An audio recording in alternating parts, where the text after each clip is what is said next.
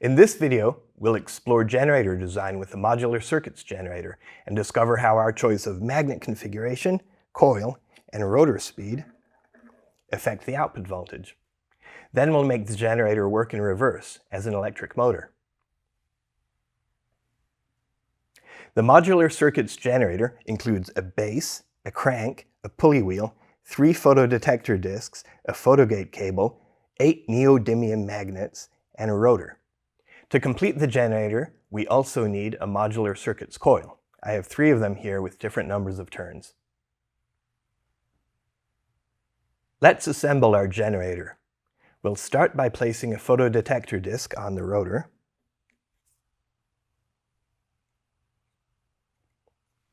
It will reflect light into the photodetector in the base, which will be used to measure the rotor speed. Next, we'll add the magnets. We have 8 magnets, but I'll just use 4 of them for now.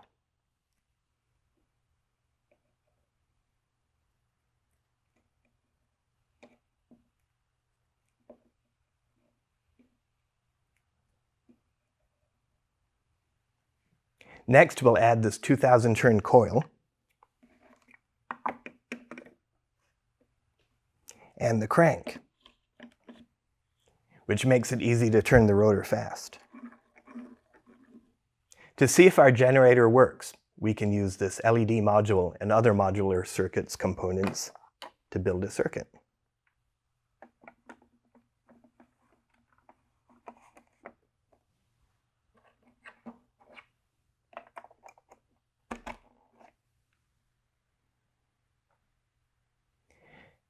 Now let's try it.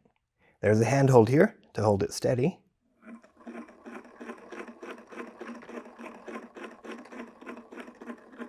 As you can see, the LED lights up, so we know the generator must be doing something. To get a better idea of what's happening, we can connect a wireless voltage sensor.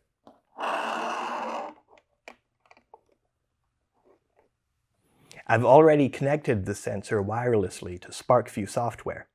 Let's click Start and see what happens when I turn the generator.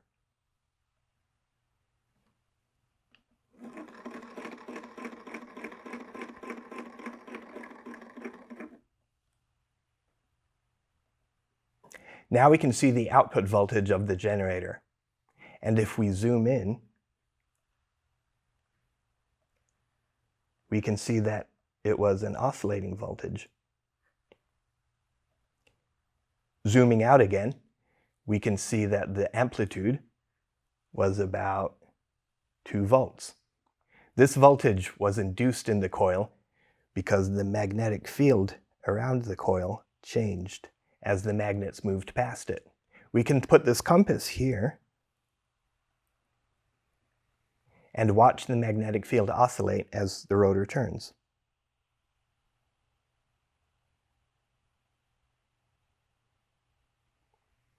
Let's add 4 more magnets to the rotor.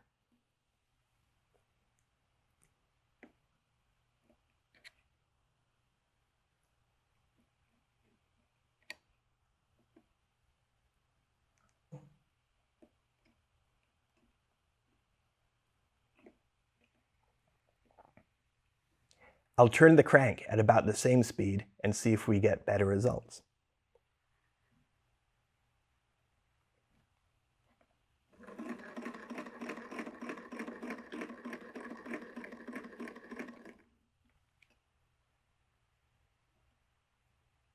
It actually looked like the LED was less bright, and the recorded data shows the amplitude was lower. Let's look at the compass again and see if we can figure out what's going on. It looks like we might be getting less variation in the magnetic field now. I'm going to flip around 4 of these magnets and see if that does anything.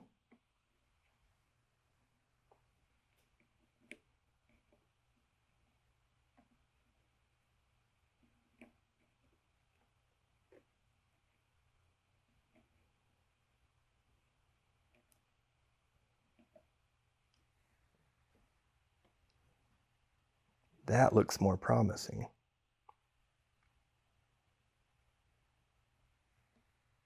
Let's take another run of data.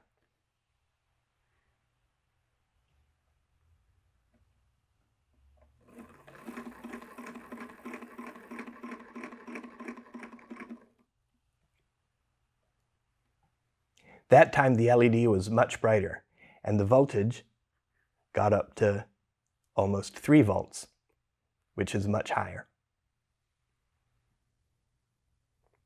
Let's look into the relationship between voltage and rotor speed. If I turn the generator slowly, the LED doesn't light up at all. If I turn it a little faster, the LED lights up dimly. And if I turn it very fast, it lights up brightly. To help quantify this relationship, we can use the photodetector built into the generator. Using the photogate cable, we can connect the generator to the smart gate, which will send the signal wirelessly to SparkView.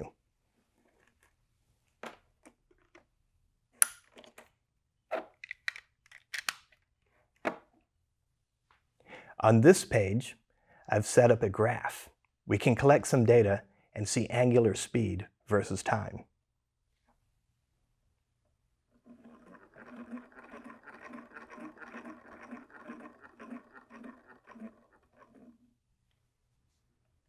We can add voltage versus time to get a sense of the relationship between speed and amplitude.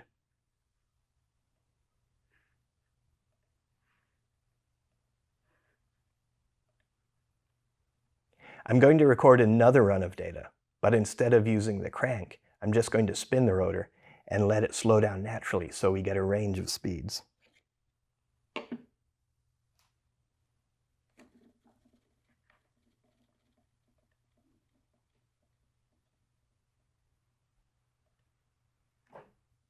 Instead of looking directly at voltage data, I've created a calculation to show just the amplitude, which will help to make the relationship between speed and amplitude clearer.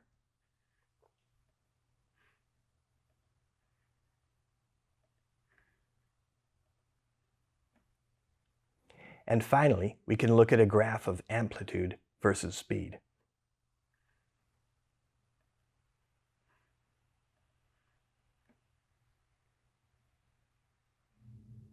We can explore one more variable in our generator design, which is the number of turns in the coil.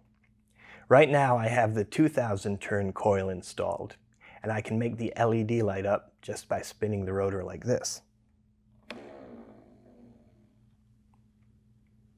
Let's try it with the 1000 turn coil.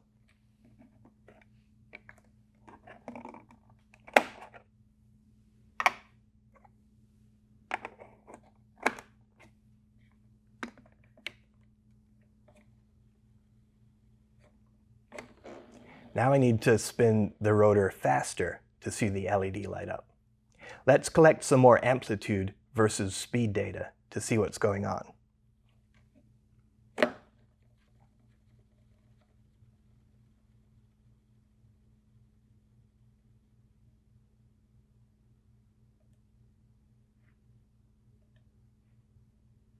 Now we can see the comparison. At 5 revolutions per second, with the 2000 turn coil, the amplitude was about 1.2 volts, and with the 1000 turn coil, the amplitude was about 0.6 volts. And we can predict an even lower voltage with the 500 turn coil.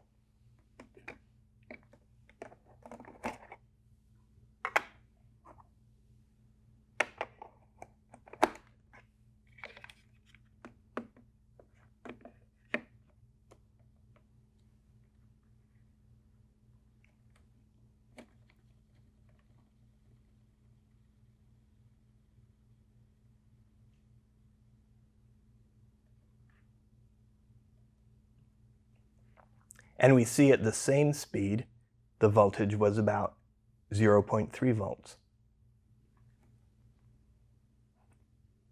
So far, we have turned the generator using the crank and by spinning it like this.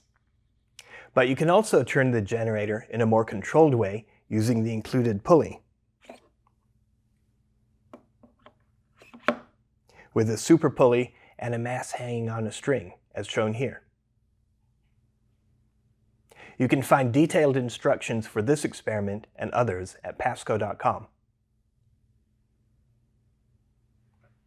Finally, let's look at one more way to turn the rotor. That is by reversing the process and making the generator behave like an electric motor. I've set up the circuit with the 1000 turn coil, and where the LED was is the AC/DC module, which is a power supply driven by a function generator in SparkView. Right now, the function generator is set to 3 volts DC, and you can see the effect. The coil now acts like an electromagnet, attracting some of the permanent magnets and repelling others, depending on their polarity. Now, if I set the function generator to a 3 volt square wave at 10 Hertz, the coil now generates an oscillating magnetic field, which can make the rotor vibrate at certain orientations.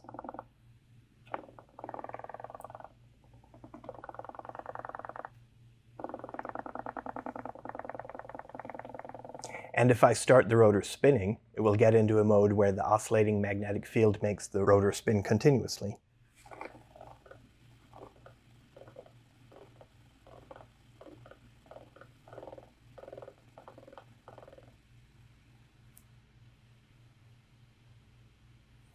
Another way to run the motor is to use this code, which reads the digital signal from the photodetector in the base and switches the voltage in the coil just as each magnet passes it. With this method, the motor starts with just a small push.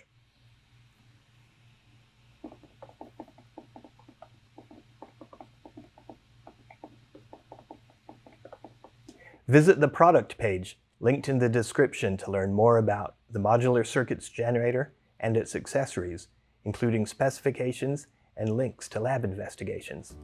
Thanks for watching.